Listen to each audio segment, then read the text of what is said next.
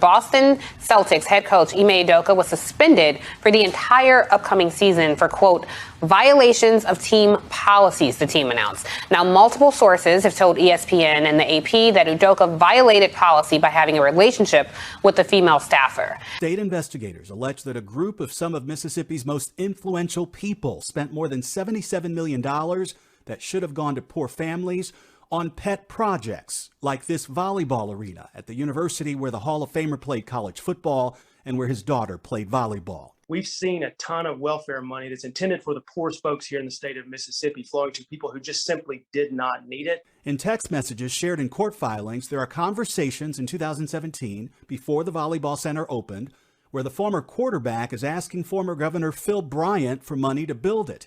And then more text messages 2 years later, this time asking the former governor to help pay for an indoor football practice facility at the same school that was never built, writing that it would give USM's football program instant credibility and USM football will become relevant again. The governor wrote back that use of these funds is tightly controlled. Any improper use could result in violation of federal law. According to court filings, Favre didn't give up, writing the former governor again about the new volleyball center a few months later, saying, "We obviously need your help big time, and time is working against us." The former governor responded, "But we have to follow the law. I am too old for federal." This morning, Favre's attorney says the football legend never knew where the money he was asking for was coming from, saying he only has good intentions with every charitable endeavor he has organized. The former governor has also not been charged in this case and accused of any wrongdoing. And to underline this point, this is about money that should have gone to the poorest people in the poorest state. Steve.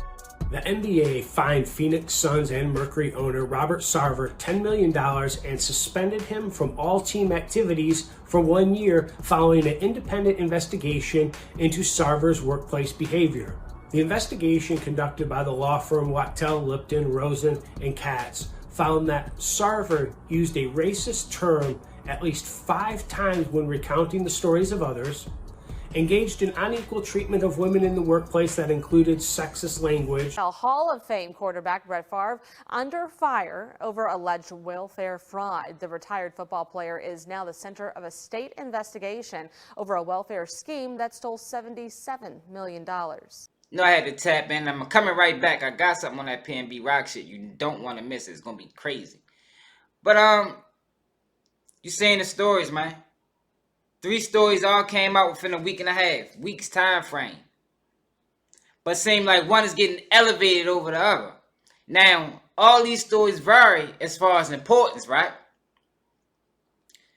But why is it that the Celtics head coach, like we saying this everywhere, blog sites, ESPN, all over the news, it's major.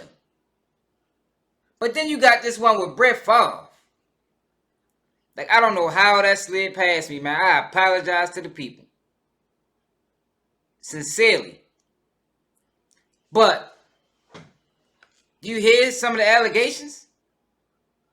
I don't even think you can call it allegations. I think you can call these facts. Because the receipts is there. This man stole $5 million. $5 million. From the poor. From welfare recipients. Money that was supposed to go to them. And we talking about Mississippi, y'all. This ain't just no regular state. Mississippi is the poorest state, you heard them. The poorest state in the United States. Over 25% poverty level. So these people, they need this money. They depend on this money. And we wondering why the well running dry. Because Brett Favre out there is stealing. Now you know how I do with the news, man. The news don't really give it justice. Yeah, man. You know, the news just what it is. It's more propaganda than it is reality. But I ran across an article in the Washington Post that get more in depth. Recent court filings have suggested Favre continually pressed state officials for money to pay for the volleyball facility. We obviously need your help big time. And time is working against us. Favre texted government Phil Bryant Republican, on September 4th, 2019. And we feel that your name is a perfect choice for this facility. And we're not taking no for an answer. We're going to get there, the then governor responded. This is a great meeting, but we have to follow the law. I'm too old for federal prison. Favre previously told Mississippi Today that he did not discuss the volleyball facility project with Bryant. The latest texts were included in a filing made Friday by Bryant, who revealed some communications as he argued against a subpoena seeking to access more of his records. The former governor also shared texts he had exchanged with Rodney Bennett, former president of University of Southern Mississippi. In January 2020, shortly after Bryant had left office, Bennett texted him that he had asked Brett not to do the things he's doing to seek funding from state agencies and the legislation for the volleyball facility. As you know, Mississippi Institution of Higher Learning has a process of how we request and get approved for projects, and what he's doing is outside those guidelines. I will see for the umpteenth time if we can get him to stand down, Bennett wrote. The bottom line is he personally guaranteed the project, and on his word and handshake we proceeded. It's time for him to pay up. It really is just that simple. Maybe he wants the state to pay off his promises, Bryant responded. Like all of us, I like Brett. He is a legend, but he has to understand what a pledge means. I've tried many times to explain that to him. According to the latest court filing, Favre had previously texted Bryant in July 2019. I have to come up with a lot of money if this doesn't get clearance. The money for the volleyball facility was channeled through a nonprofit called Mississippi Community Education Center. Nancy New and her son Zach ran the organization, have pleaded guilty and are cooperating with the investigation. Favre tweeted in May 2020 that he had never received monies for the obligations I didn't meet, and was unaware that the money being dispersed was paid for out of funds not intended for that purpose.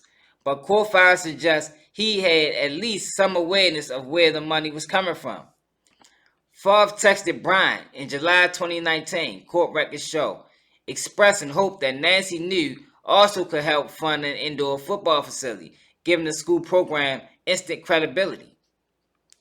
Bryant responded via text messages, according to the filings, telling Favre that Nancy has some limited control over federal funds in the form of grants for children and adults in low-income communities. So you heard in the news video, they try to say that he ain't know. But as you read this article, he knew exactly where that money was coming from. He said, reach out to the woman that's in charge of it. Come on, man. You ain't that goddamn slow, man. I know what they say about football players. You know, he had a lot of head collisions. No, I ain't buying that. I ain't buying that. Now, they said he gave the 1.1 million back. But I wouldn't want no money back. It's flat out. Brett Favre need to pay. Just like everybody else paying. The lady that was in charge of them funds paying. And Brett Favre was persistent. Like this wasn't nothing that they was willingly ready to do. He used his power to basically strong on them. So if anybody should be charged, it need to be him. But this is how the media work. That's why it's nice that we can report on that shit ourselves now. Because one thing I noticed, right? A story hit the news. You feel me? But then it's so much going on that it's more news coming behind it, and then the story kind of fade out. If they wanted to. If they wanted to fade out, it's going to fade out.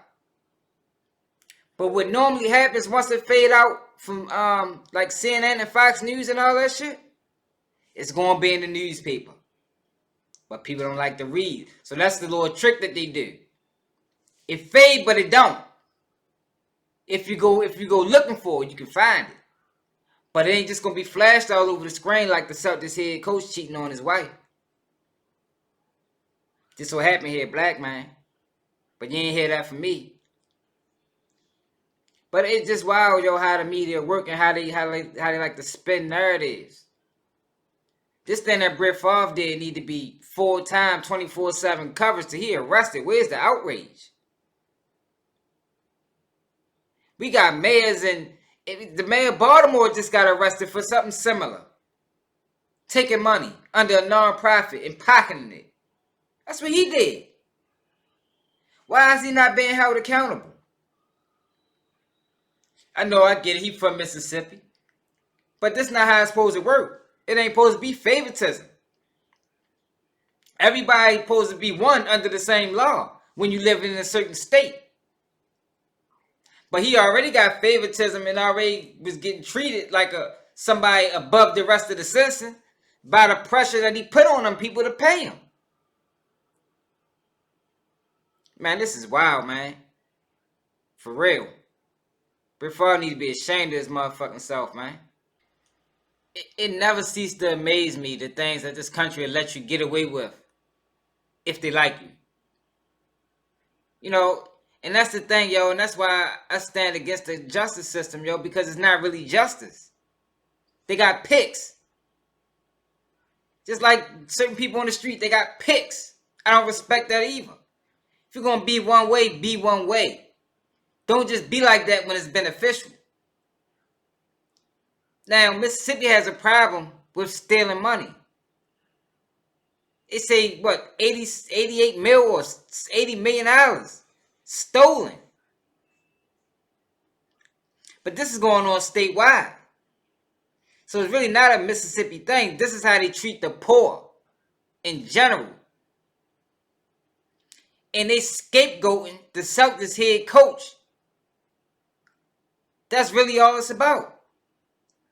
They putting him in the limelight, making his story seem bigger than it is. Meanwhile, you got Brett Favre over here tucked away in the corner, getting away with murder. Murder politically. These people down there is starving, man. And you gonna steal from them? But this is America. This is how this country always operated. It steals from the poor. It makes its money off the poor. So Brett Favre really just a product of his environment. If you want to put it that way. He playing the game how he was taught to play it. It's really not foreign.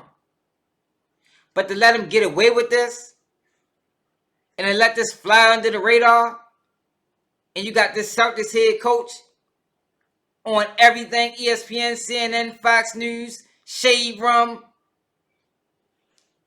That's wrong, man. That's criminal. Let me know how y'all feel about this in the comments, man. Like, are y'all cool with this? Is Brett Favre stealing $5 million from the poor not worthy to get attention? The Celtics head coach cheating on his wife, is that more newsworthy? Man, make sure y'all subscribe to the channel, man. I'm out of here.